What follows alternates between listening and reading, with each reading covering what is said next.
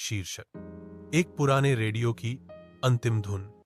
एक पुराना धूल भरा रेडियो एक अस्त व्यस्त प्राचीन वस्तु की दुकान के कोने में भूला पड़ा था। यह एक बीते युग की निशानी थी। इसका लकड़ी का आवरण चिपका हुआ था और इसके नॉब उम्र के साथ सख्त हो गए थे। दुकान के मालिक, एक व्यक्ति जिसका नाम श्री था, गुप्ता, इसे बाहर फेंकने की तैयारी कर रहे थे, यह मानकर कि यह कबाड़ से ज्यादा कुछ नहीं था। एक बरसात की शाम प्रिया नाम की एक युवा लड़की दुकान में दाखिल हुई। उसकी आंखें अपने दादा के लिए एक उपहार की तलाश में थीं। वह रेडियो की ओर आकर्षित हुई, जिससे उसे एक अवर्णनीय संबंध महसूस हुआ।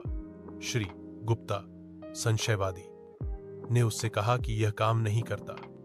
हालांकि प्रिया ने इसे खरीदने पर जोर दिया, इसकी शांत खोल के भीतर एक गुप्त रहस्य का आभास करते हुए।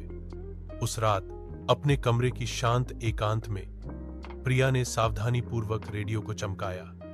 जैसे ही उसने एक घुंडी घुमाई, एक मधुर अलौकिक धुन बजने लगी। यह एक भूली हुई लोक धुन थी जिसे उसके दादा गुनगुनाया करते थे।